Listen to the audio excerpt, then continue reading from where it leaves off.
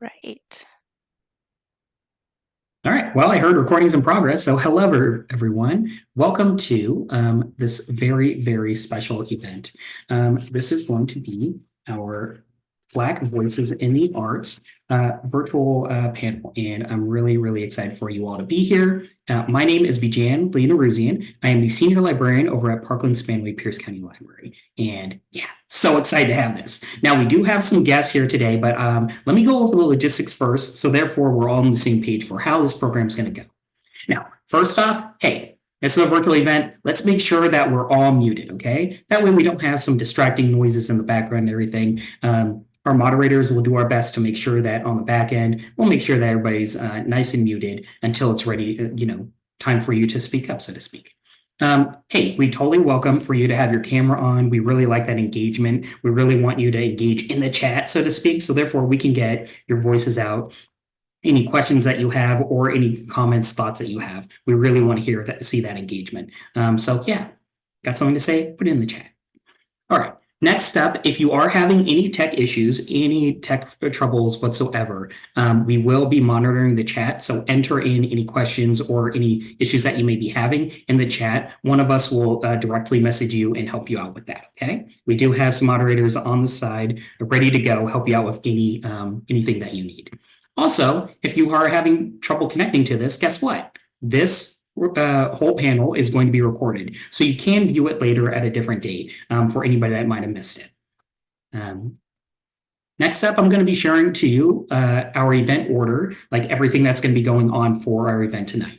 So we're going to be starting everything with an author panel led by our guest moderators. There will be time for audience questions at the end of all of this, but feel free to put your questions into the chat as you think of them, and we'll make sure that we get them addressed. Following the panel, we will have readings from Anastacia-Renee and Bonita Lee. We will conclude the event with audience questions and opportunities to share what you're reading right now. So that's a fun little tidbit that we have, and we have a special surprise for everyone at the very, very end. But I'll keep that till later. I'm going to let that suspense continue. Now, who will be joining us today? Well, let me give you our rundown with their biographies. First off, we are going to be, welcomed with Bonita Lee. Now, Bonita Lee is a community connector who has worked with schools and nonprofits for over 20 years, focusing on individual, student, and family access through empowerment. Be sure to check out Bonita's first children's book, which I have right here, Go On, Little Sister, Go On, a poetic anthem to Black girls everywhere. And I must say, this is amazing. I read it to my son last night. Big thumbs up. Okay. Next up, we have Anastacia-Renee, who is an award-winning writer, educator, and interdisciplinary artist, TEDx speaker, and podcaster. Whew, you're doing a lot, Anastacia. She is the author of Side Notes from an Archivist, Forget It, and Here in the Middle of Nowhere, forthcoming in March of 2024. Thank you so much for joining us. Here's one of her books right here. Last but not least, we have Lakeisha Farmer, who is the co-owner of Parable in Tacoma. Lakeisha is a community organizer and policy analyst who studied political economy at Evergreen State College in Tacoma. Lakeisha worked on several different policies and community-oriented campaigns, including voter registration and education, community safety, transportation, and climate justice. Lakeisha loves spending time in nature, making dance videos, watching rugby, and being an aunt and mother. That is awesome. Thank you so much for being here, everyone. We really appreciate your time and just being a presence in the community. Really having Black authors and just people in the book world sharing our stories, our experiences. It really means a lot. With that all said, I really want to give the floor to you all. We're going to start with a panel conversation with the authors, and it's going to be led by Lakeisha. So, Lakeisha, the floor is yours, and thank you all again for being here. Awesome. Thank you so much. I'm so excited about this event. This is our second or third time, and by our, I mean Parable hosting this panel. And so just wanted to give thanks to Pierce County Library, these authors, put a lot of work in. We had an in-person event a couple weeks ago that was brilliant, beautiful. So I just wanted to start out, feeling the air and energy, getting to know people. So in the tradition of parable, which is based off of Octavia Butler's Parable of the Sower, Parable of the Talents trilogy, hopefully, when it was going to be a trilogy. We think about our ancestors, right? Like we're standing on the shoulders of our ancestors.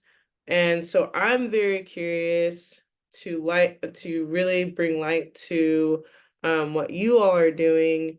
Who are what are the authors that or poets or artists who inspire you and what you're doing?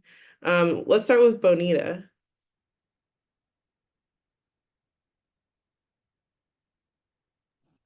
Hi, everybody. Thank you so much for that question.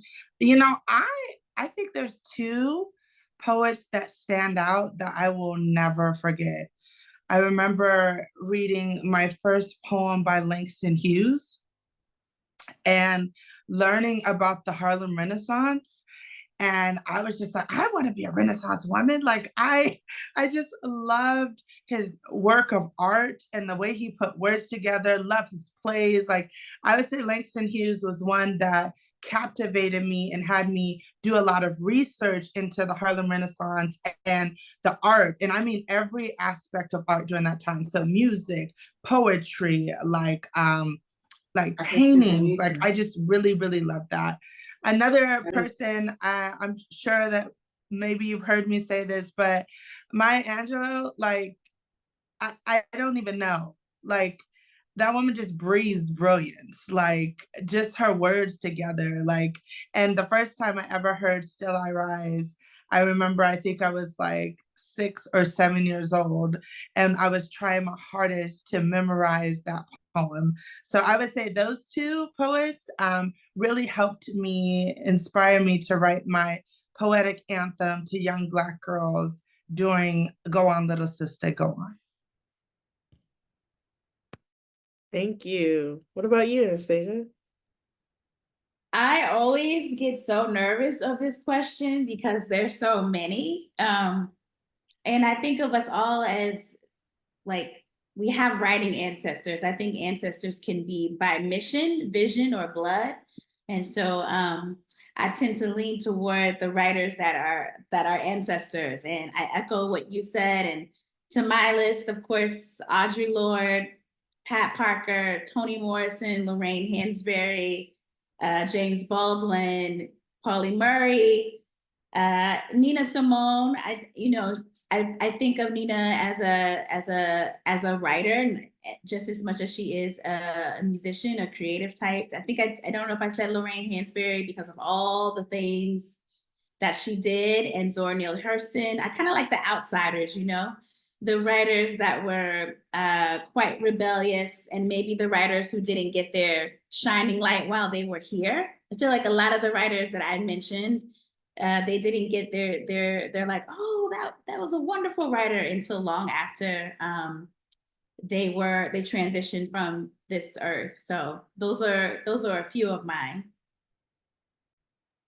Thank you. I really appreciate that. Love all those. Audre Lorde, James Baldwin, Maya Angelou, like beautiful, beautiful ancestors that we all lean towards and lean in for inspiration. So based off of that those answers, I really wanted to get into your writing journey. How did you start your writing journey, and how did it lead to your latest project? I'll give you guys a couple more minutes before that, or a couple more seconds before diving in, but maybe Anastasia, if you're ready for that. Okay. I was a nosy child, and I was the only child until I was 11. And so I was constantly around adults, the adults, and I was always taking copious notes, listening to their conversations, their intonations. Even if I didn't know what a word meant, I thought like, oh, when Auntie does that, it must be attached to this.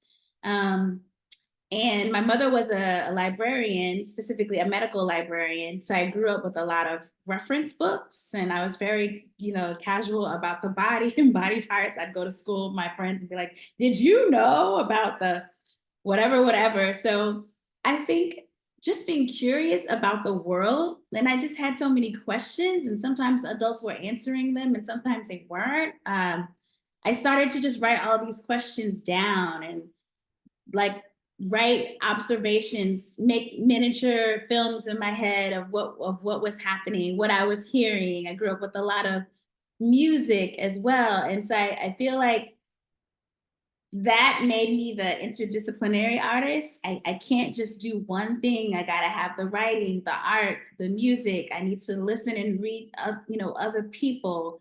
That informed the path in terms of not just picking one thing, which could be good or bad. That's a whole nother panel discussion. And to the current work, for side notes from the archivist, again, that's where that archival, it was really important to me to capture moments before there was a thing about posting them. There was just like, let's capture the moment for what it looks like, tastes like, smells like, sounds like, who are the people, what are they saying? And the notion of archiving our history, because I was finding out that I was getting misinformation. Sometimes when people are writing about our history, it's inaccurate. And I wanted to be a part of the layman librarians, the secret archivists who are taking notes and making sure that we are being remembered while we are alive. And so that led me to this side notes, right? It's like, I'm gonna tell you a story, but side note, this is what's really going on, right? This is underneath the fabric.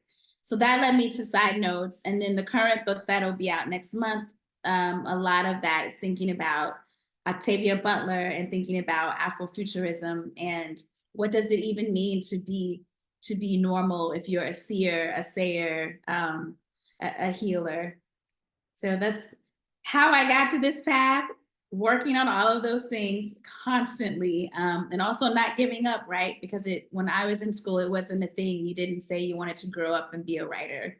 That's just not something that I even knew I could do. I didn't even know it was a profession. I thought it could only be a hobby or that it was only for certain people. So that made me want to work even harder to do this thing that I wasn't hearing about. So that's kind of my path to now. That's so beautiful. I feel like there's a reason why we're together in this space, led by like folks like Octavia Butler into Afrofuturism, but also thinking about what's on, like what you said on the side notes, like so beautiful. I love that so much. What about you, Bonita? I think my passion for writing actually was birthed out of reading. So I do not ever remember going to the bed under the age of 10 without being rocked to sleep in the rocking chair and being read to, either by my mother or my father. And so I learned to love rhythm. And I believe that transition to loving poetry, right? And so the first time I heard Langston Hughes, I was a child and I heard my dad read it. And my dad has a very, very deep voice. So I was like, oh, okay, that's cool. And then I just remember like loving to hear people read to me and loving how it sounded. And so in addition to that, my mom being the educator she is, me and my brother, we would have to read 100 books every summer. And reading you did too? See, Anastasia was like, yeah, me too. So that And was through the... I had to read the dictionary too, which okay. I loved. I was like, yeah, bring it on. Which Oxford gonna be? What's up? Yeah, so I love that. My brother and I also read the dictionary and learned words, and the thesaurus was my thing. I'm like, I could say it like this. Like, that was like my favorite.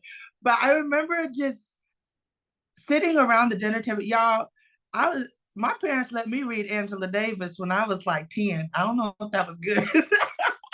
But I remember them saying, well, you can't say those words, but you can read the rest. So I would throw in there a different word that I was able to read. And so I loved the thesaurus. So I feel like my writing was birthed out of reading and listening to poetry. Like, I love it. I love it. My book is a poetic anthem. It's a poem that became a book, right?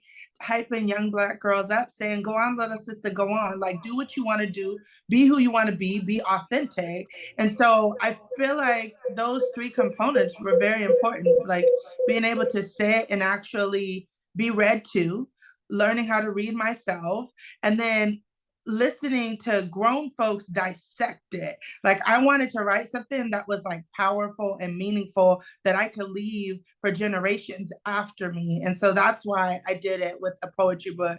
And then my last reason why is, y'all, I love spoken word. I do spoken word, and spoken word is rhythm. It's movement, it's fluid, it's breathtaking, it's powerful, it's majestic. Sometimes it's sad, sometimes it's healing, sometimes it's provoking. And so my why for writing was really birthed out of my journey through literature. Yeah, I love that. I love how folks are talking about the intersections between, growing up and knowing and reading. I know we're at a library event, but I just think about when the same thing, like doing the summer reading challenges at the library and stuff like that.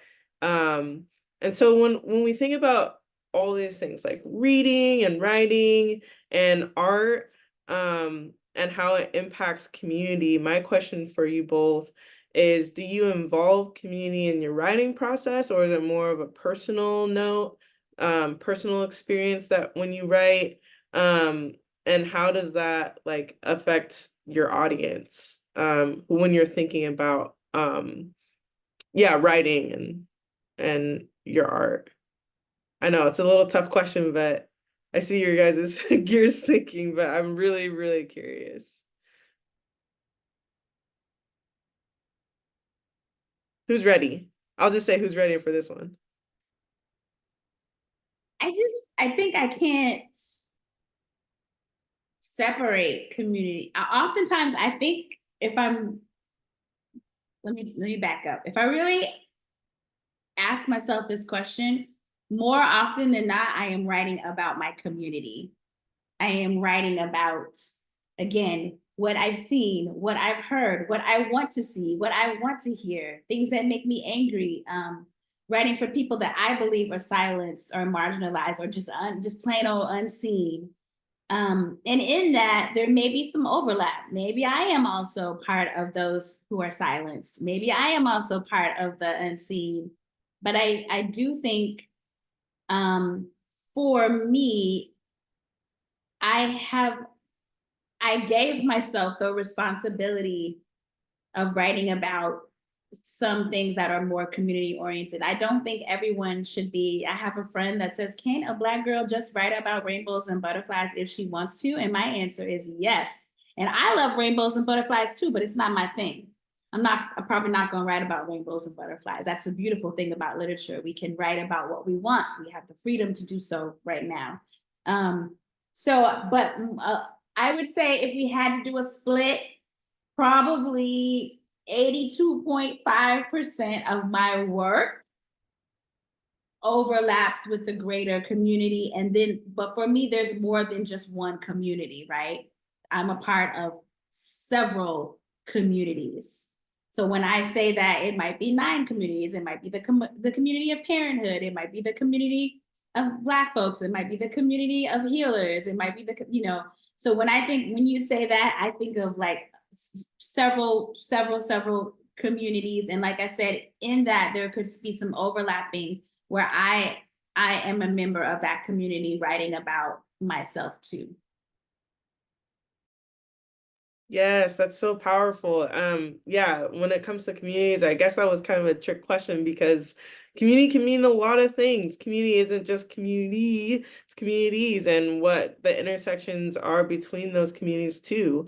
So I really appreciate that answer. What about you, Bonita? I love this question because I consider myself a community connector.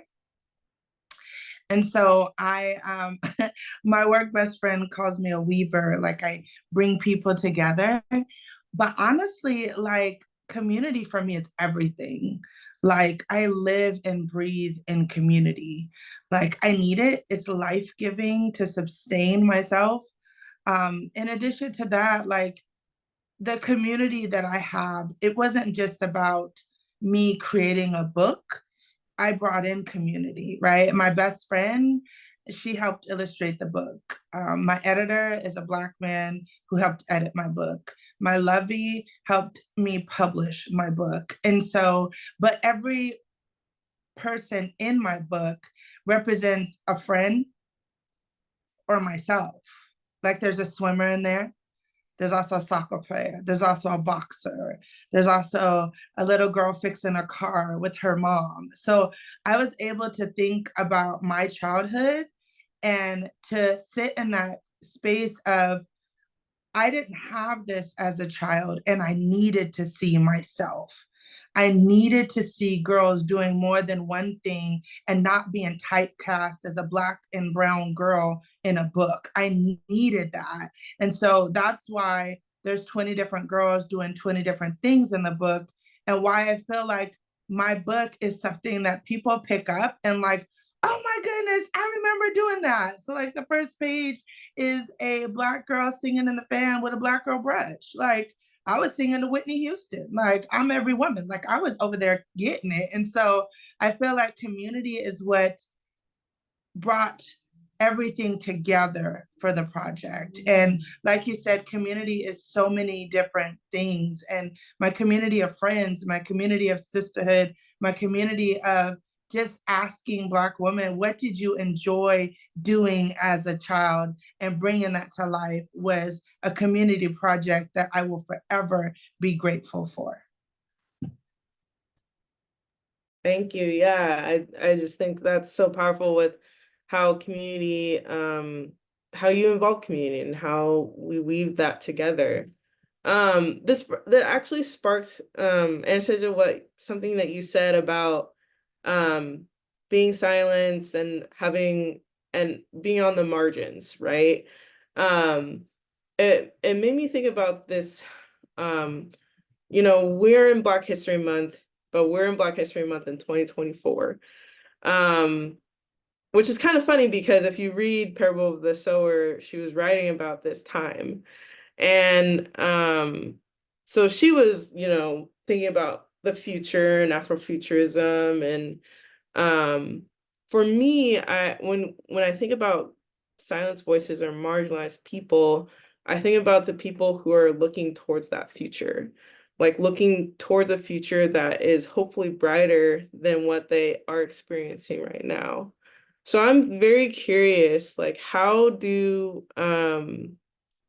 you all talked about, marginalized voices and but I'm curious, how do you make sure that the future, so like young folks and even elders who are just figuring out things about themselves that make them marginalized, how do you make sure that they know that they can create things like you are creating? How do you inspire them to do that? How do you ensure that they can think of a future that is different than what we're experiencing right now? I know that's a little bit of a deep question, but while you're thinking about that, the reason why I brought it here is because, we're always about Black History Month, but my favorite thing to flip on the side is Black Futures Month. What is our future as Black people? And as marginalized people and people whose voices sometimes have been taken. So maybe I'll start with Bonita since Anastasia went last. Again, thank you for this question. I think that I am so honored to work with youth 5 days a week, right? My day job, I work in a high school, and I'm very passionate about student voice and student activism. and creating a space where they can be brave and be supported by adults. Because y'all, students are brilliant. We just don't be listening most of the time. Like, students have a lot to say. We just need to give them the platform to say it. And so I believe one of my works that I do is supporting students who want to do diversity, equity, inclusion, and social justice work. Previously, I was their advisor, and we would create space amongst 3 different high schools that let students voice be heard, uplifted, and supported.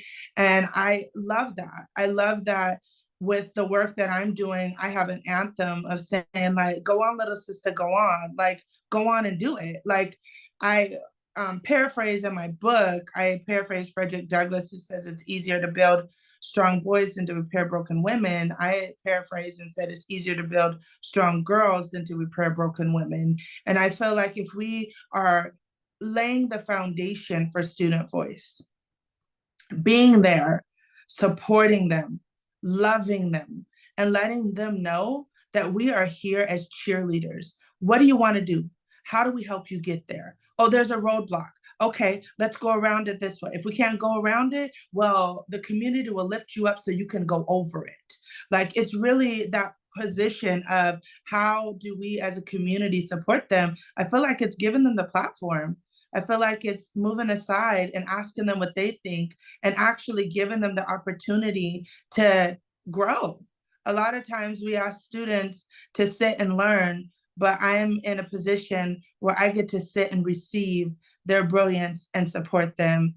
So I would say to that question, being there and leaving something for the future is using the youth here to use their voice and leave that as well as ours and the ancestors, so that our future is brighter, it's bigger, it's beautiful, and it's unapologetically Black excellence. Yes, yes. Love it. What about you, Anastasia? For that, Bonita. I think I too am fortunate enough. I work with a group called Why We Young Women Empowered, and I'm the poetry cohort for the year. I have a poetry cohort for the year, and those young people are on fire. But having been in the traditional school setting, I used to be a teacher at Seattle Girls School. Sometimes the system is not set up to allow students to grow. It is set up to assess students and help them do what they need to do to graduate and go on, which I understand that. So I agree that I believe there needs to be more spaces to allow student voices to percolate, to write, to grow, to think, to talk about what they're feeling.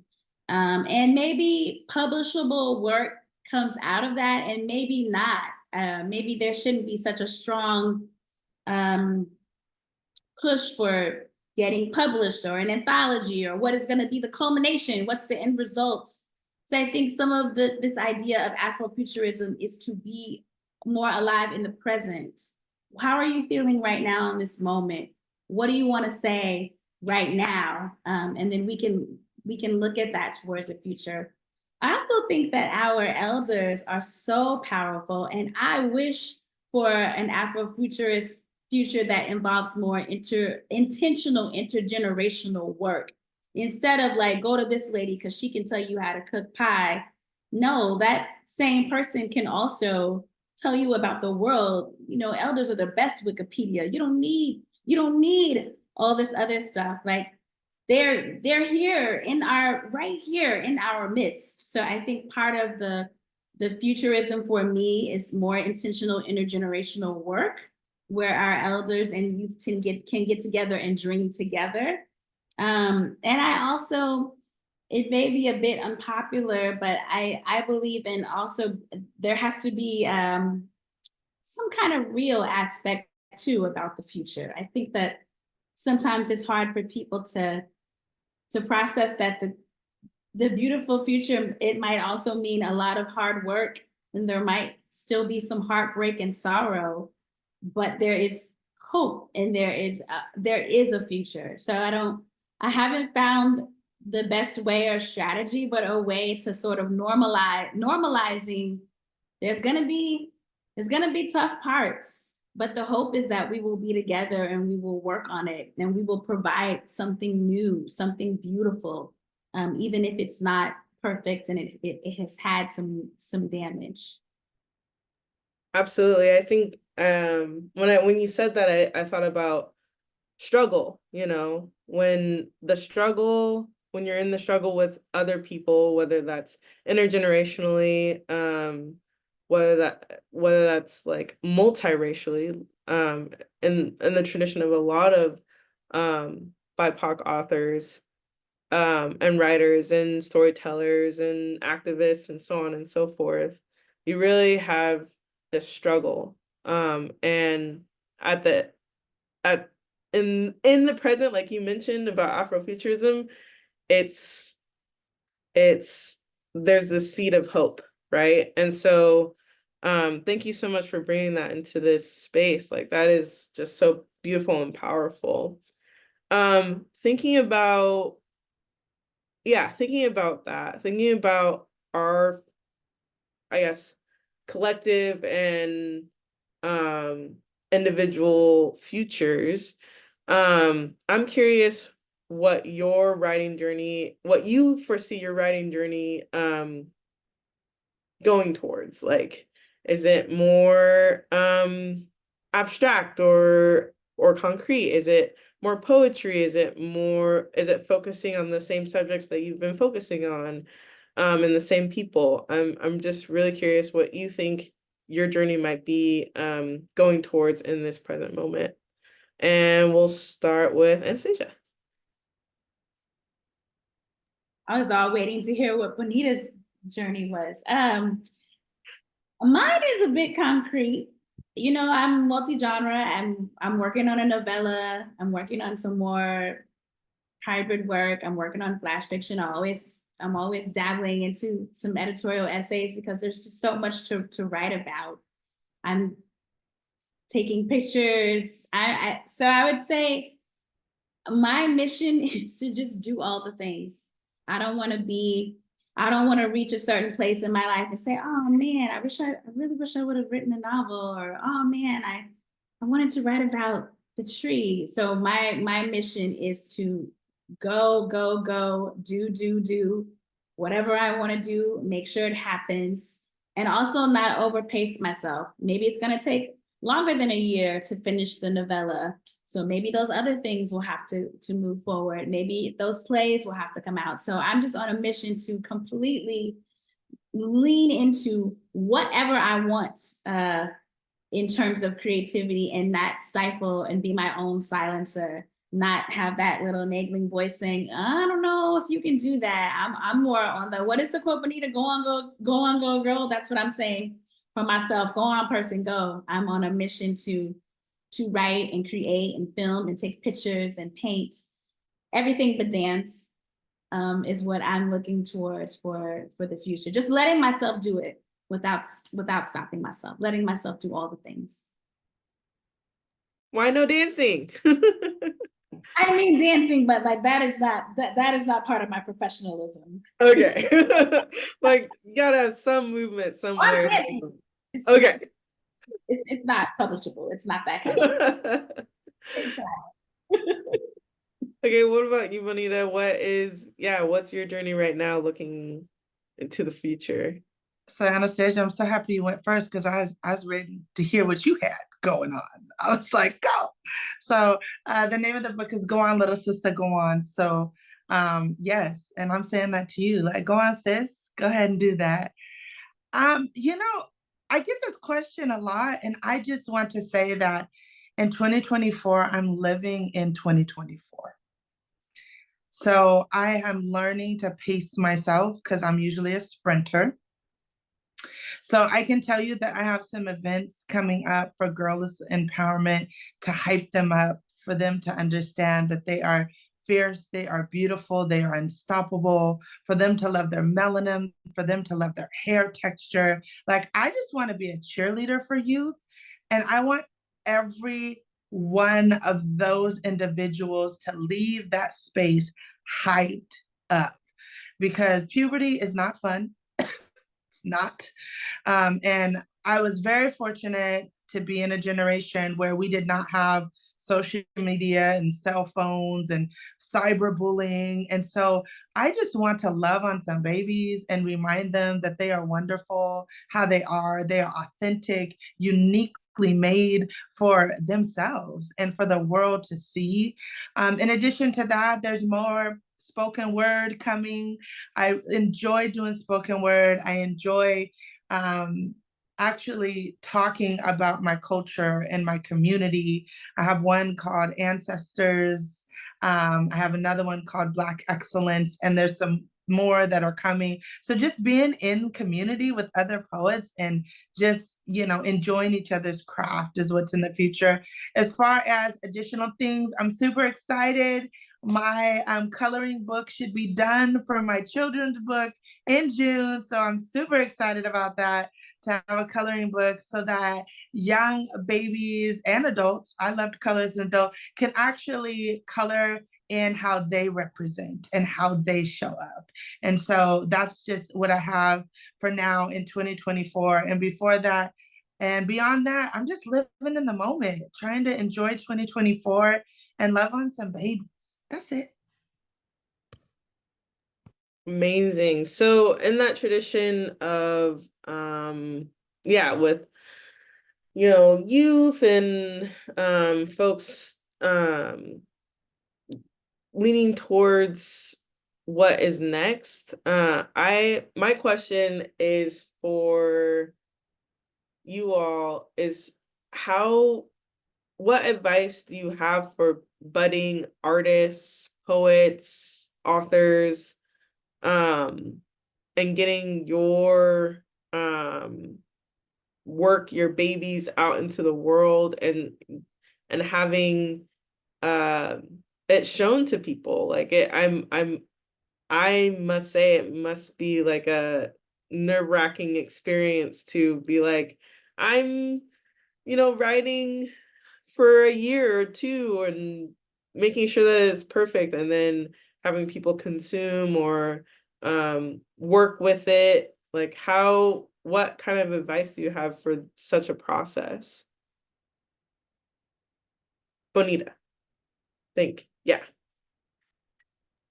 So I think this is great. I can't wait to hear Anastasia's, because I have a children's book, so I know that's a little bit different, right? The first thing is, if you want to do a children's book, you need to have a great illustrator. Like that is a foundational piece of a children's book author, because the colors, the illustrations really either captivate our young folk or not. And so I would say, in addition to writing your piece, it's okay to reach out to some illustrators and give ideas of what your vision is and to see them come to life. And it's okay to go back and forth a couple of times until your dream and what you have in your heart is birthed on paper. In addition to that, y'all, I'm not traditional writer in any way. I wrote Go On Little Sister, Go On the back of a Trader Joe's bag in 2020 in the car. I was in there and I was pushing my car and I was like, go on, little sister, go on. And I just ran to the car and wrote that poem, which became a book. And so I don't know, it was edited, yes, but not much changed of it because it was a poem, just a smaller poem. But I will say that it's okay to play around with your art form. It's okay to do something different. It's okay to do something out of the box. It's okay not to let people typecast you, whether that's an editor or a publisher. Make sure your work is what you want before you have that finished project. And then in addition to that, I recommend this. I don't know if everybody uses it, but I recommend having an editor. They see things that you don't see. I recommend working with a publisher to help get the word out and make sure, y'all, there's dimensions your book has to be, there's sizes that it has to be, font matters, there's all these things. And I was like, what? No, just make the book. But no, this matters. And so the name of your font matters for future endeavors. And so there's a lot of things. And that's what Akeisha, like when you brought up the community part, like I feel like this is when you bring in community to help you complete your masterpiece. And I'm so grateful that I was able to do that. So I just encourage y'all, if you are aspiring to be a writer and to have a book, it's okay to do something different. It's okay to take your time. It's okay to have to start over sometimes. But whatever you do, don't give up on you, because somebody needs to hear what you have. Thank you for that. Ditto. I second that emotion.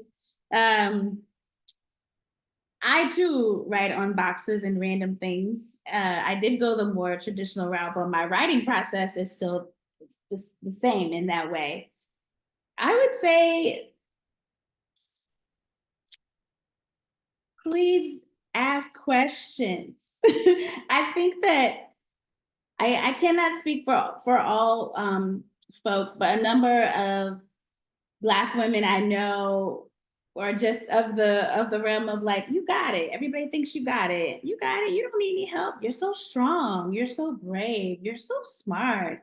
And all of those things are true. But I think for some of us, that makes it feel like, well, dang, if people think all that, whether I'm 14 or 64, then I better not ask questions, because like, if I ask questions, then maybe I'm not smart. Maybe I'm not ahead of my times. And so my number one thing is, don't be afraid to ask your community questions and help. Like, don't let silence keep you from your dreams. Ask questions. Maybe you ask somebody and they don't know, but that somebody might know somebody, or that somebody might know a whole crew of somebody's who can help you. The other thing is, you don't have to necessarily have a finished product to get the rest of the product out there. For example, a lot of my books, I submitted my poetry one-offs before I had the whole book ready. So if I were waiting for a whole book to be finished, what I'm saying is a lot of the things that I have published may not have been, because I was just waiting and waiting and waiting to get those 150 pages. And what nobody told me is that I could go ahead and get up to 10 or 20 of those poems or short stories published while I was writing the bigger manuscript. If someone told me that, it would have made life a lot easier for me.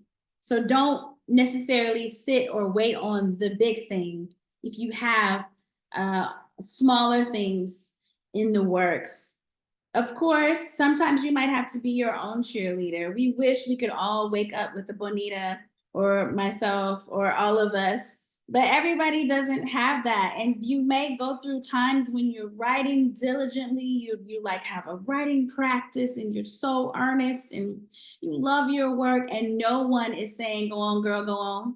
No one is saying, I love you. No one is saying you can do it. You have to be the one sometimes to look in the mirror and say, you got this.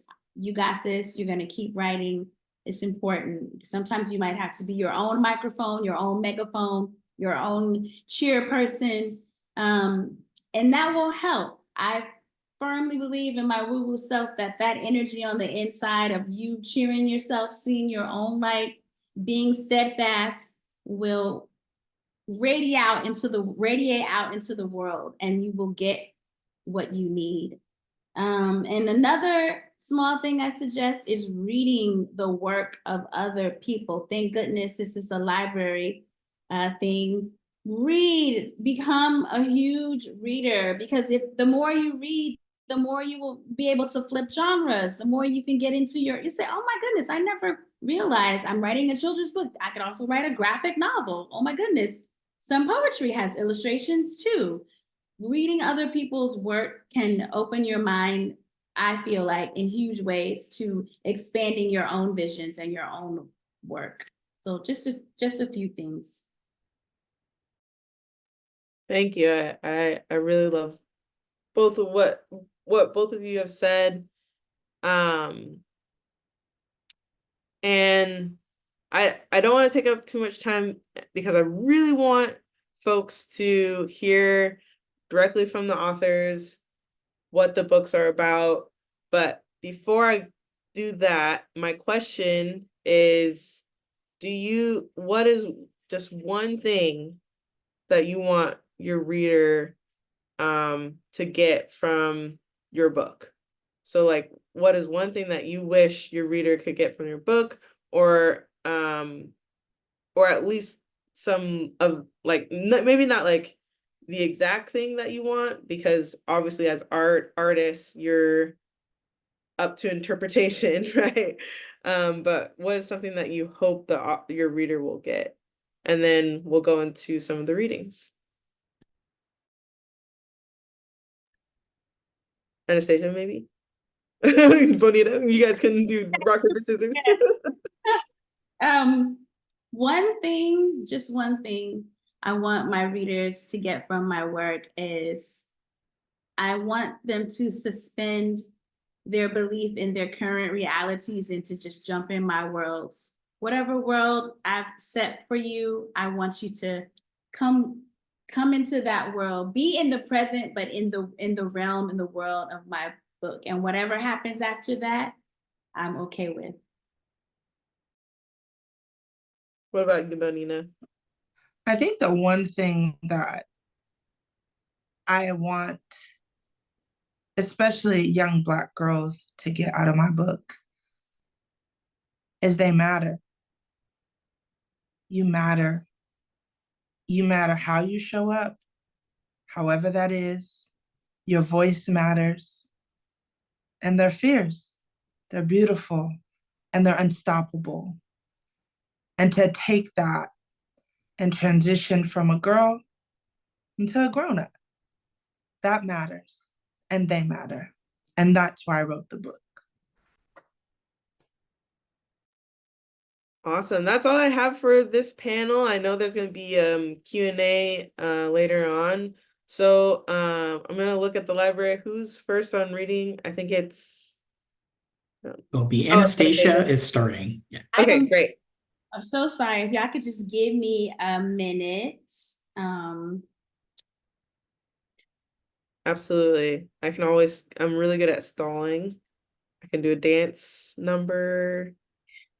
I wish I could do a dance number. I had a weird thing where I was going to share a new piece with y'all and but I found it. All right, awesome. All right, here we go.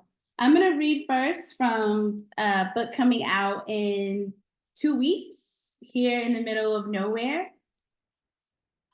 And the speaker is Lucille. That's all you need to know. And Lucille is God in this universe. And Lucille is a Black woman.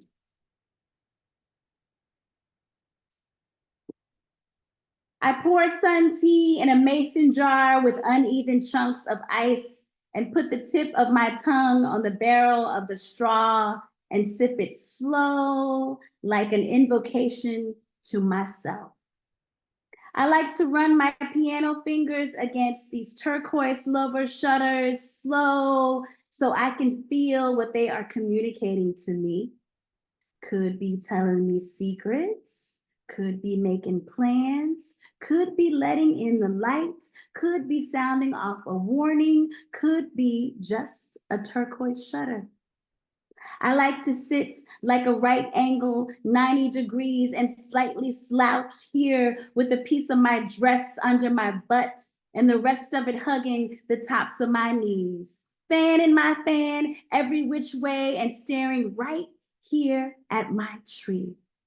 I like to be barefoot with my legs wide as the Milky Way and my sweaty hips sunk deep enough to leave an imprint of myself and the black blades of my shoulders pushed into the cushion's floral design like grass. And then I rest every eye for a spell. But as soon, and I mean as soon as I do that, bees come buzzing and bubbling around me, and I have to flap the pockets of my dress, and baby, I jingle just a little bit because I always keep change somewhere deep in the crevices of each side.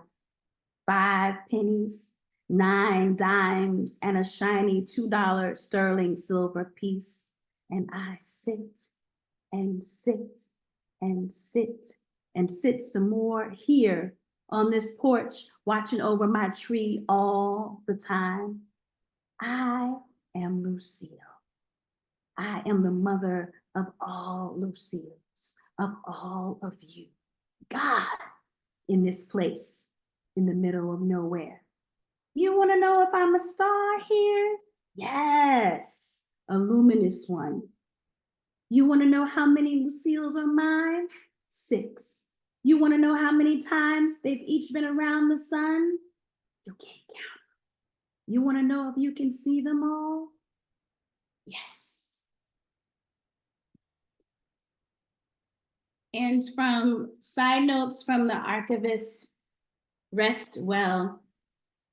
1, I lie in bed and fidget my hair to cornrows as a meditation on sickness, about what the body decides is a big or a small sick, on what the mind decides is a crater or a valley. The cornrows are not straight, and I delight in that fact. Imagine myself a child running through a maze of cornrows, snagging my favorite shirt on the thicket of blackness. And when the pain rushes in again, I meditate counterclockwise and untwist the cornrows and imagine me as the same child getting lost in a billow of blurry trees. 2, I considered dying in my sleep, my heart so full of love, it becomes a candy crush of flooding in each little chamber. I considered what the odds are for, a person like me, a person carrying persons on her back. How far can I swim like that? How wide can my ripples be like that? I considered how much I need to be watered daily and how my mouth might hang open like a fish in the form of a long O. That is to say, home. That is to say, lone. That is to say, moan. In this last piece for Bonita and all the girls and everybody out there, Black Mars, the Cosmic Opera, after Nikki Giovanni's documentary. 0, look up high to see where we're gonna go. Look up high to see where we're gonna go. Look up high, high, high. When will they call me up? Say, up here, when it's my time to go. When will I hear their footsteps with each iron wing as a metaphor for where my glow should soul? When will I hear my full name? Black Mars, Electra, Ashe, Grand, Extravaganza. 2, if all the Black women are going to Mars, I want to sit with all the women I love. I want a Black woman to call out on the speaker, hey sis, welcome to your flight.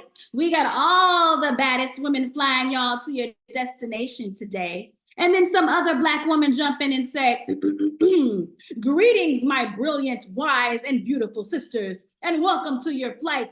Because it's your time, because you're worthy, because you have always been worthy. We are so thrilled to fly you to the motherland of Mars, Ashe. And then I want some other Black woman to jump on the flight mic and say, buckle up, safety first. We got peach cobbler and mac and cheese on this flight, and we all say please and thank you. And as you know, the elders are sitting in first class, and you all can take turns washing their feet or getting them anything they want. Amen, Ashe, okay?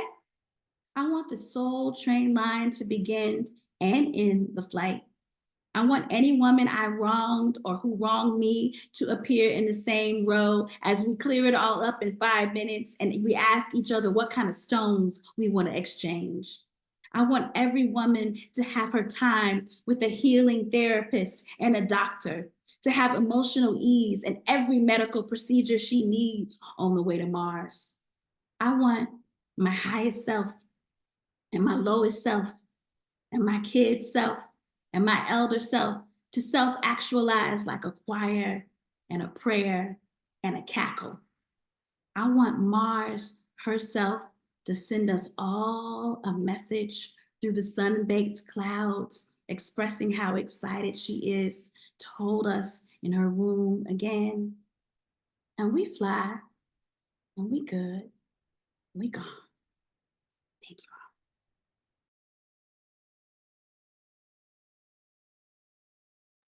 you. Anastacia, I must say that was absolutely amazing. Wow. Goosebumps. We could just see it all over. I really, really appreciate you sharing that passage and all of that with us. Amazing, amazing stuff. I feel like this is a hard transition because I'm like, what's up? Blah, blah, blah. But I just really want to let us sulk and really take in that a moment for that, because that was really, really brilliant stuff, Anastacia. And yeah, thank you so much. And I really look forward to, once all your work's coming up or published and everything, I will be first in line to get that, because that is some great stuff. I love it. I just love all the symbolism and imagery about that flight, and big ups where you're like, yes, elders first, right? Wash those feet and everything, because we need to really support, like, our legacy. So brilliant. So hard pivot now. We are now moving on to a book reading by our very own Bonita Lee, and she will be joined by, I believe it is Anastacia, correct? No, Kelsey, who will be showing the illustrations for the book. So the floor is yours, Bonita and Kelsey. Thank you. Thank you. So before we start, I always like to just say, first of all, sis, you did that. Can I move? Oh, I'm in that view. You did that. I can't see you on my screen, but you did that. And I'm very, very happy. Thank you. That filled my cup today. The name of my book is Go On, Little Sister, Go On. So I'm going to say the first part, and it reads in rhythm, and I'm going to need y'all to keep it muted. But I would love you to join me in saying, go on, little sister, go on. So the first page reads this. To the girls singing in the fan, go on, little sister, go on. To the girls playing on the soccer fields, go on, little sister, go on. To the girls doing ballet, go on, little sister, go on. To the girls riding skateboards, go on, little sister, go on. To the girls cooking up masterpieces, go on, little sister, go on. To the girls working in the boxing ring, go on, little sister, go on. To the girls crushing their routines, go on, little sister, go on. To the girls creating art, go on, little sister, go on. To the girls practicing their discipline, go on, little sister, go on. To the girls riding bikes and practicing tricks, go on, little sister, go on. To the girls who run like the wind, go on, little sister, go on. To the girls who wrestle, go on, little sister, go on. To the girls who enjoy gardening, go on, little sister, go on. To the girls who love fashion, designing, and blogging, go on, little sister, go on. To the girls who play hard despite limitations, go on, little sister, go on. To the girls who enjoy swimming, go on, little sister, go on. To the girls who glide on skates, go on, little sister, go on. To the girls who enjoy playing in nature, go on, little sister, go on. To the girls who enjoy the wind in their hair, go on, little sister, go on. To the girls who like to fix things and work on cars, go on, little sister, go on. Thank you so much. All right, y'all, I appreciate it. The name of my book is Go On, Little Sister, Go On, and it is my poetic anthem to Black girls that they can not just do one thing, but they can do everything, and we're good at everything. If I have time, I would love to share 2 quick poems really quick. Do we have time for that, Kelsey? I think I have 2. Do we have time? Okay. Yes, please. Ready. So I'm gonna start with, it's just me, y'all, on the screen. All right. So I'm gonna start with the first one that is called Ancestors. And this is for you, Miss Anastacia. Ancestors. They try to erase our history and think it's cute to say, you are your ancestors' wildest dreams. They forgot to write down that our ancestors were kings and queens, and we came from a long line of people who thrived. Inventors, scientists, engineers, and agriculturalists, to name a few. They forgot to write down that our ancestors were strong, brilliant, and full of grit. Baby, they forgot to write down that the Black silhouette is breathtaking. Lips have never been more plump. Hips have never been more round and full of rhythm. Melanin is rich with the kiss of the creator. Eyes so captivating that once you go Black, well, you know the rest. We know that plastic surgery is the counterfeit copycat of the melanated perfected people. We've been this dope. It's been in the genes. They forgot to write down our contributions for all of creation's enjoyment. But we tell our truths at the dinner tables, cookouts, family reunions, playing bones, at the barber and beauty shops, swinging on the porch with Big Mama, and sitting in a circle listening to our matriarch's factual story time. You see, despite what they lead out of our history, we are not our ancestors' wildest dreams. We're the reality. Write that down, all of it.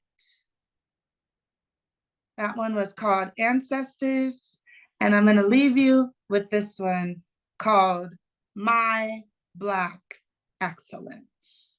This one is for all the matriarchs, and it's for the people and my community. So let's go. My Black is excellence. My Black is excellence from sun tea, sweet tea, lemonade, and yes, red Kool-Aid. My Black is excellent from blue-collared, white-collared, hood elevated, college educated, Wall Street, entrepreneurship, city, state, Senate, Congress, and the White House. Thank you, Barack and Michelle Obama. My Black is excellent from jazz, gospel, blues, rock and roll, country, soul, R&B, Motown, and hip hop. My Black is excellent from Mahalia Jackson, Duke Ellington, Louis Armstrong, Miles Davis, John Coltrane, Jimmy Smith, Tina Turner, Aretha Franklin, Patti LaBelle, Al Green, The Temptations, Prince, Michael Jackson, Jill Scott, Fantasia, Jennifer Hudson, Common, Kendrick Lamar, Tupac, T.I., and many, many more. My Black is excellent from melanin, from blue black, chocolate, cocoa, cocoa medium, cocoa light, mahogany, ebony, caramel, hazelnut, red bone, brown swirl, high yellow, and in French, noir. My Black is excellent from full lips, almond-shaped eyes, sun-kissed skin, full noses, and round hips. My Black is excellent from fried chicken, flats and drums, brisket, catfish, cookouts, greens, fried okra, red beans and rice, baked beans, potato salad, smothered gravy and rice, ribs, hot water cornbread, homemade rolls cut out from a canning drawer, black-eyed peas on the 1st of January, jambalaya, jerk chicken, shrimp and grits, and baked mac and cheese. My Black is excellent from pound cake, sweet potato, pumpkin, pecan, bean, and lemon meringue pies. My Black is excellent like the matriarch of our community, who is often called Big Mama, Granny, Grandma, or simply Mama. Nothing makes a younger Black woman feel more loved than when the matriarch calls us baby. My Black is excellent from thick coily hair, wavy expressions, plaits, afros, cornrows, singlies, twists, locks, weaves, and flat iron hair. See, my Black is excellent, period. Thank y'all for the opportunity to share some of my art. Bonita, absolutely amazing.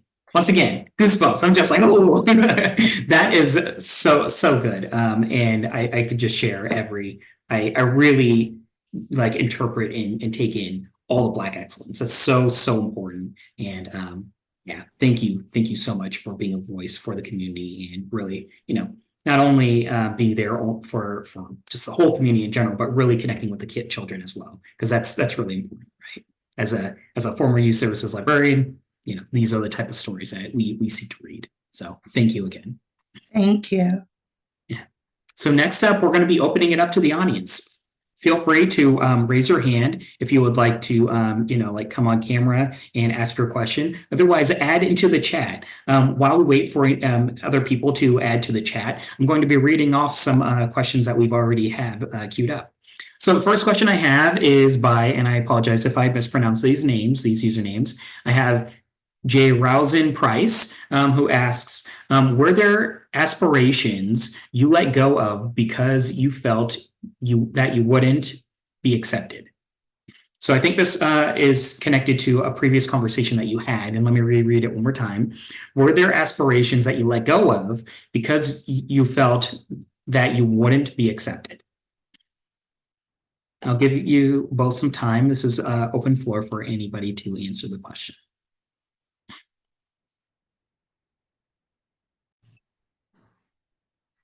Oh, go ahead, Anastacia. I think my answer to that is that yes, but then I came back around to them.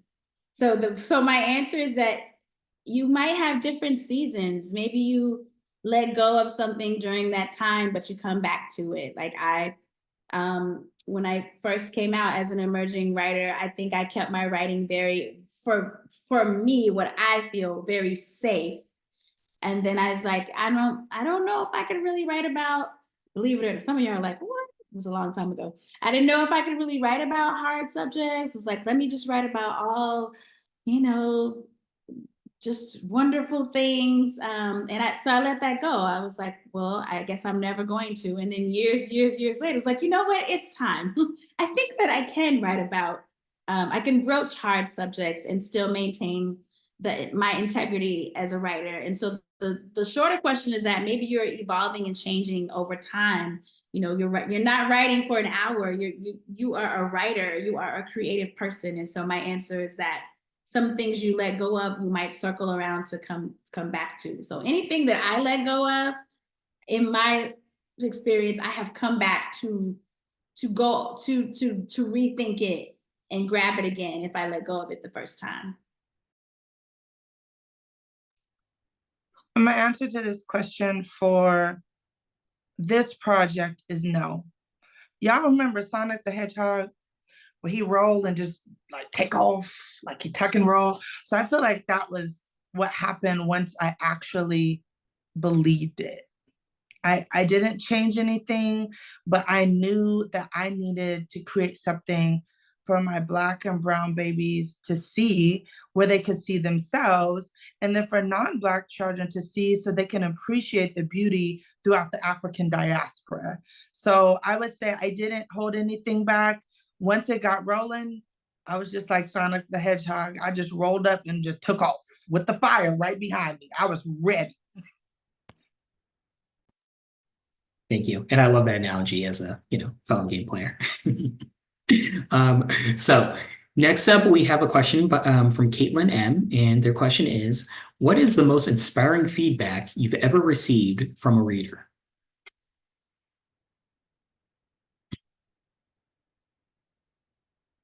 It's a pretty high level question, right? Let you think about it. I think that, and I share this story often, I was reading at a school that was predominantly white in elementary school. And I was about to walk out the door, and this beautiful baby, blonde hair, blue eyes, stops and says, "Bonita Lee, I will never forget you. Go on, sister, go on." And when I tell you, tears ran down my face. I said, not only can I impact my community, but I can impact children to love my community. That was my favorite thing. I think he was maybe in fourth grade. I don't know if that will ever be topped for me. I feel like I'm so humble. I'm just grateful when people are like, "This was amazing." But an experience that I had recently was I don't know if you all out there are familiar with Nikki Finney. She is a dynamic, amazing writer, and recently we read together. She gave me a high five on stage, and I just did not want to wash my hand off. Total fan person. The whole rest of the conference, I was kind of like, I don't.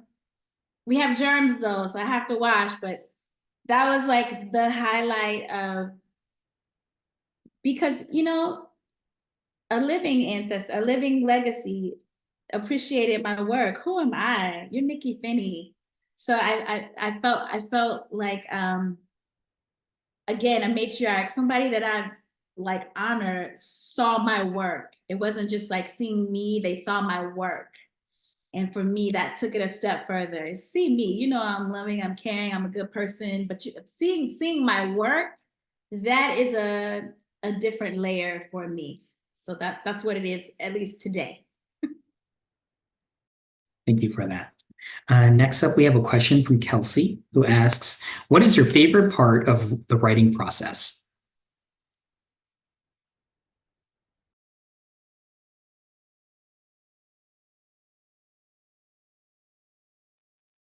I'm a night person. So my go season to write, my go time is between 11-ish to like 4 a.m. And I love that moment when I finally keyed into the frequency that I am just writing. I can't stop typing. I can't stop, kind of like the hedgehog. I can't, whatever is coming, like this is what I need to work on. I love that process. And if I'm not feeling that, then 9 times out of 10, it's not the project I should be working on. It's not the poem I should be writing. It's not the story I should be writing. I love that feeling where like I have to do it. Nothing else matters. It's just me and the keyboard or me and the pen and paper.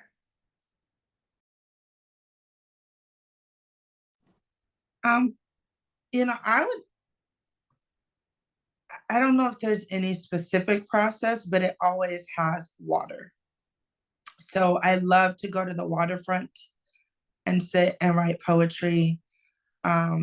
My lovey bought me a noise machine that sounds like rain, like the water rain, or sounds like a waterfall, like gushing down. And if I can't have that, I will literally like turn on the shower just to hear water. And I'm so connected to that. That's one of my favorite things on this earth is water. And so I would say that when I hear water, when I'm near water, even the smell of chlorine excites me. That's a former swimmer, y'all. Just love it. I just love water. And so I usually write around water, and the sound of water is so calming and peaceful and majestic to me. It puts me in a state of mind where I can create. And do that in a way that's cleansing at the same time.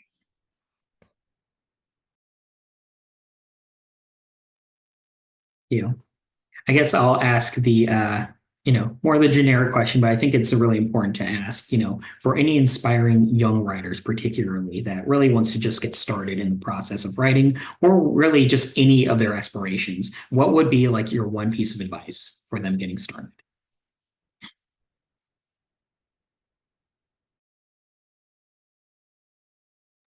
Okay. I was like, Miss Anastasia, you want to go?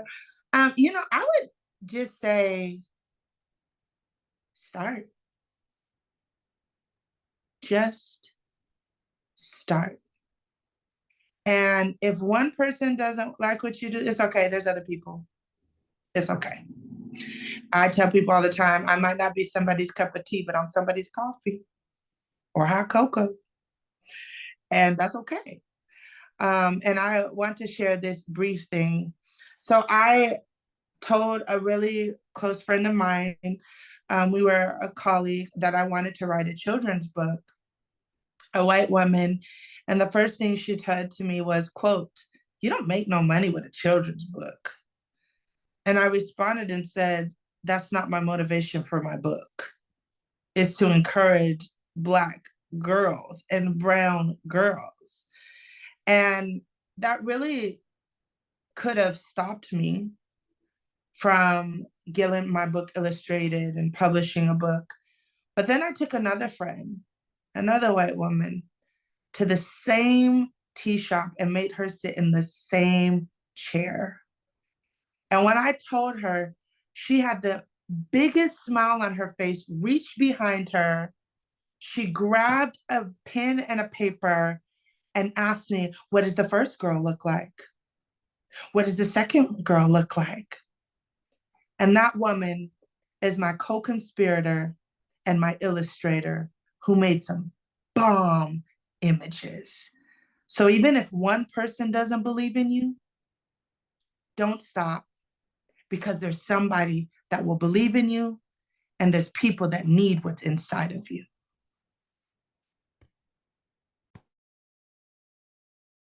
Yeah, I 1000% echo what Bonita is saying, and also you believe in you. So if you believe in you, that's already worth, if we're talking games here, that's already 1,000 points, right? Because your belief in yourself is what is going to fuel you. The other thing I would say is just small, change your language and your energy. I know a lot of aspiring writers who are writers, but they lead with everything. What do? I teach, I do this, I write a little. What kind of energy is that? Like, you gotta feel it. Maybe you start leading with, I'm a writer, I also teach. I'm a writer, I also work at XYZ. Changing how you view yourself. If you're a writer, then a writer does X, a writer does Y. Look at other writers. What are your writing practices? What are your writing rituals? Because you are a writer. What does that mean for you? Say it, post it, picture it, yell it. If you want to do something, you have to believe that you are that something. And I'm speaking from experience. For the first 15 years of my writing career, even though I started out in journalism, I had articles and stuff published, I never said I was a writer. It was always this thing, this aside, this other thing, this small thing. And I was energetically belittling myself. Every time I did not lead with I'm a writer, I was pushing it down. So my important thing is to check yourself, change yourself energetically in the words that you are using. If you are a writer, then speak on it, act on it, be about it. Thank you. I really appreciate those answers. Those are great. Our next question is from Caitlin M, who asks, do you ever experience self-doubt in your writing process? How do you handle it?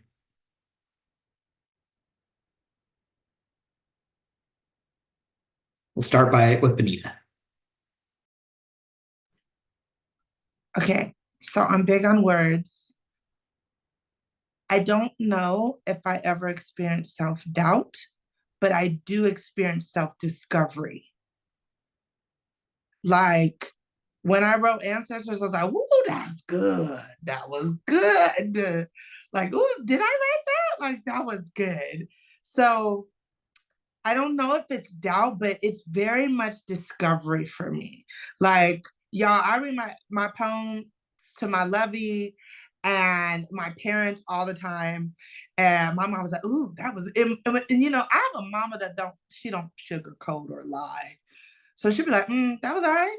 Or yes, when I get a from her, I'm like, okay, that was good, right?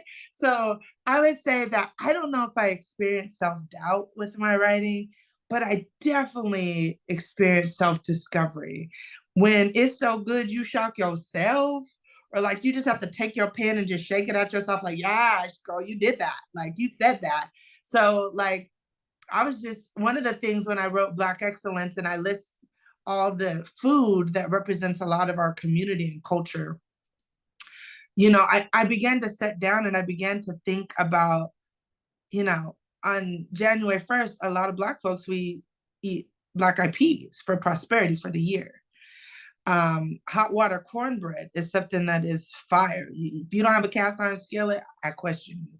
But just a couple of things like that where I could bring it to life. And I just was like, that self-discovery and writing and rewriting and putting different words together and how does it flow? Like that is something that I appreciate, that I get to discover something that's inside of me that I haven't saw before. I do have a cast iron skillet, by the way, just saying. Yes, I can own up. Yes, I have had self-doubt as in, but I have to examine. So I guess it's the same as yours and different. I have to examine where the doubt is coming from. That is the discovery that I like. Is it, am I afraid of what I'm writing? Do I need to do more research? Do I feel insecure in what I've said? Does it need more editing? Is it lackluster? Does it need more detail? Like for me, I have to ask myself, what about the work am I doubting? And once I can get to the real, because you can be real with yourself. Once I get to the real answer, the real thing that is giving me doubt, then I'm able to work through it and go on the other side. Either no reason to doubt this is good, keep going, or you know what? It's not good. Start over, do something else. It's not up to par. It's not where I want it to be. So move in a different direction. So for my self-doubt, it's asking a lot of questions. However, if the self-doubt ever has to do with other people, then that is not self-doubt. That is just a matter of fear. And so for me, in that case, it's false evidence appearing real. If it's tied to what other people are thinking or saying, then the doubt for me is often related to fear and not the work. Thank you. That's a really important distinction, right? And I do see a quick follow-up question from Anastacia for Bonita, which I love, which is, do you have a Leo mom? Anastacia is speaking from a truth-telling child of Leo. Yeah, when you said your mother is like telling the truth and she was good, I was like, I wonder, does she have a Leo mom? My mother is a truth teller as well.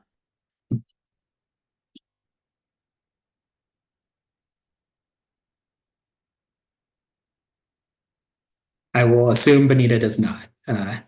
Y'all explain. Okay. Windy here in Brooklyn, and the internet is doing some strange things. So if I am off the screen or something's happening, I'm still here, but the wind is kind of doing something with the internet. I hope that you all can hear me and see me still okay. We see you okay. So thank you for that point though, because we don't want to be like, what happened to anesthesia? Good to know. Good to know. So that seems to be the it for our questions. Now, it's not too late. If you do have a follow-up question that just happens to pop up, put it into the chat. I'll be, keeping an eye on the chat. We can always ask some follow-up questions for everyone.